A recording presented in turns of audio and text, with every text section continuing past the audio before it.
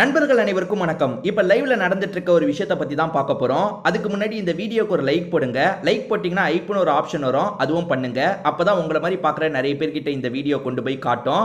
அதே மாதிரி சப்ஸ்கிரைப் பண்ணாம பார்க்குறீங்கன்னா சப்ஸ்கிரைப் பண்ணி வச்சுக்கோங்க. இப்போ என்ன நடந்துட்டு இருக்குன்னு பார்த்தீங்கன்னா, திவாகர் அரோரா கூட சேர்ந்த மாதிரி பர்ஃபார்ம் பண்ணிட்டு இருக்காரு. மன்மதன் படத்துல ஒரு பாட்டு வரும்ல, சரி வல்லவன் படத்துல ஒரு பாட்டு வரும்ல, எம்மா எம்மான்னு சாங்கு, அந்த சாங்குக்கு தான் ரெண்டு பேருமே பர்ஃபார்ம் பண்ணிட்டு இருக்காங்க.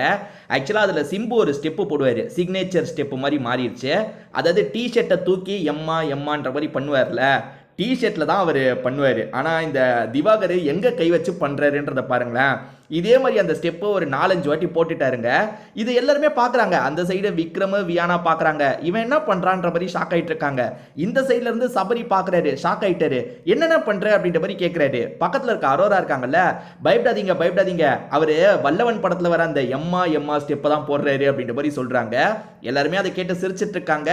அதுக்கப்புறம் இவர் இருக்கார்ல சிம்பு அண்ணா, இப்படி ஒரு ஸ்டெப்பு போடுவார், அது உங்களுக்கு போட தெரியுமா, இதோ இந்த மாதிரி போடுங்கன்ற மாதிரி அரோரா கிட்ட சொல்றாரு. அதாவது வளைஞ்சி நெளிஞ்சு ஆடுவார் பார்த்தீங்களா, அந்த ஸ்டெப்பை போட சொல்றாரு.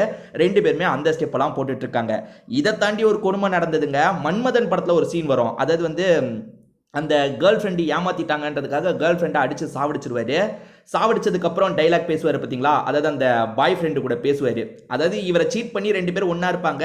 அப்படி ஒன்றா இருக்கும் போது கதையை முடிச்சதுக்கப்புறம் பேசுவார் பார்த்தீங்களா, அந்த சீனை பர்ஃபார்ம் பண்ணுறாரு. ஐயோ சாவடிச்சிட்டேனே, ஐஷு எந்திரி ஐஷு, வைஷுன்னு நினைக்கிறேன் அவங்க பேர், அதில் வைஷு எந்திரி வைஷு, வைஷு எந்திரி வைஷு அப்படின்ற மாதிரி டைலாக் பேசுகிறாரு. அப்படி டைலாக் பேசும்போது சிம்பு பண்ண சீனே நான் மறந்து போயிட்டேங்க. சிம்பு அப்படி பண்ணும்போது சளிலாம் ஊத்தம் போல, மூக்குல இருந்து சளிலாம் ஊத்தம் போல, அதை எடுத்து டிஷர்ட்ல தொடச்சுப்பாரு போல. இவர் பண்ண பர்ஃபார்மன்ஸ்ல அதெல்லாம் பண்ணாரு. அதாவது சளி வர மாதிரியும், அந்த சளியை எடுத்து இவர் டிஷர்ட்ல பண்ண மாதிரியும். அதுக்கப்புறம் கீழே அரோரா தான் அந்த வைஷ்ணவி ரோல் பண்ணிட்டு இருக்காங்க. இவர் மேல வைஷு தெரியாம பண்ணிட்டேன் வைஷு, வைஷு தெரியாம பண்ணிட்டேன் வைஷு அப்படின்ற மாதிரி டைலாக்கா பேசிட்டு இருக்காரு. தலைவனா ஒரு விஷயத்துல குறியா இருக்காருங்க. அது என்னன்னா, இந்த மாதிரி ஒரு ஸ்கிட்டு பண்ணும்போது பொண்ணுங்களை ஏதாவது ரூபத்தில் டச் பண்ணிடுறாருங்க. ஏன்னா வந்து இந்த டைலாக்கை தள்ளி உட்காந்து கூட பண்ணலாம். அவங்க படுத்துட்டு இருக்காங்கன்னா அவங்களுக்கு பக்கத்தில் போய் தான் இவர் பண்ணுவார் டைலாக்கை. ஏன் தள்ளி இருந்து பண்ண முடியாதா? அதெல்லாம் பார்க்க கொஞ்சம் க்ரீப்பியாக தாங்க இருந்தது. ஏன்னா அது பாருங்க, இந்த எம்மா எம்மா ஸ்டெப்பு போடும் போதும் அவர் பண்ணுறது கொஞ்சம் க்ரீப்பியாக இருந்தது. நீங்கள் வேணா அது லைவ்ல பார்த்தவங்களுக்கு தெரிஞ்சிருக்கும். அவர் பண்ணுறது ஒரு மாதிரி நல்லா இல்லை, முகம் சுளிக்கிற மாதிரி இருக்கு.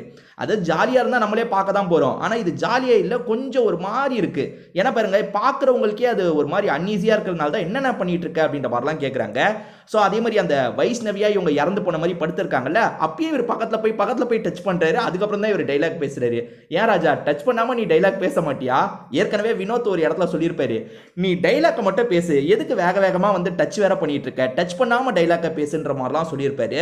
ஸோ ஃபன்னாக தான் இது போயிட்டு இருந்தது, யாரும் இதை பெருசாக எடுத்துக்கல.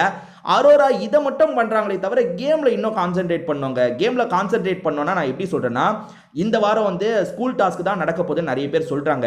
அப்போ ஸ்கூல் டாஸ்கில் இவங்களுக்கு ஸ்டூடெண்ட் ரோல் வருதுன்னு வச்சுக்கோங்களேன், அந்த ரோலை ஃபுல் பொட்டன்ஷியல் போட்டு பண்ணணும். அரோரா கிட்ட அதுக்கான கேப்பபிலிட்டி இருக்கான்னு பார்த்தீங்கன்னா கண்டிப்பாக இருக்குது. அந்த விஷயத்தை வெளிப்படுத்தவே மாட்டாங்க. ஜாலியாக வந்து திவாகர் கூட சேர்ந்து கொஞ்சம் ஃபன் பண்ணுறது, கமருதீன் கூட சேர்ந்து ஃபன் பண்ணுறது, துஷார் இருந்த வரைக்கும் அவன் கூட சேர்ந்து ஃபன் பண்ணுறது, இப்படியே தான் கேம் விளையாடிட்டு இருக்காங்க. டாஸ்கில் ஃபுல் எஃபர்ட் போட்டு பண்ணணுங்க. எந்த அளவுக்கு பண்ணணும்னா, இந்த வாரம் இவங்க தான் பெஸ்ட்டுன்னு எல்லாருமே சொல்லணும். அந்த அளவுக்கு பண்ணணும். அப்போ தான் விஜய் சேதுபதி சொன்னதை இவங்க கொஞ்சமாவது காதில் வாங்கியிருக்காங்கன்றதை நம்ம புரிஞ்சுக்க முடியும். ஸோ வர வாரத்தில் அரோராவோட பர்ஃபார்மன்ஸ் எப்படி இருக்குன்றதை பார்ப்போம். அதே மாதிரி நாமினேஷன் இன்னைக்கு வரப்போது பார்த்தீங்களா, மேக்ஸிமம் நிறைய ஓட்டு திவ்யாவுக்கு விழும், அதே மாதிரி அரோராக்கு விழும். ஏன்னா விஜய் சேதுபதி வேற நேற்று நிறைய அட்வைஸ்லாம் பண்ணார்ல, இதையே காரணமாக வச்சு போடுவாங்க. அதாவது அரோரா ஏன் இருக்காங்கன்னே தெரியலன்ற காரணத்தை வச்சே போடுவாங்க. இதே காரணத்தை வச்சு போன வாட்டி நாமினேஷனில் கொண்டு வந்திருந்தீங்கன்னா இன்னைக்கு இந்த நேரம் அரோரா வெளியே போயிருப்பாங்க. போன வாட்டி தப்பு பண்ணிட்டாங்க, ஆனால் இந்த வாட்டி முழு ஓட்டு அரோராக்கு தான் போடுவாங்க. இதை பற்றி நீங்கள் என்ன நினைக்கிறீங்க? உங்கள் கருத்து என்னன்றதை கமெண்ட் செக்ஷனில் ஷேர் பண்ணிக்கோங்க.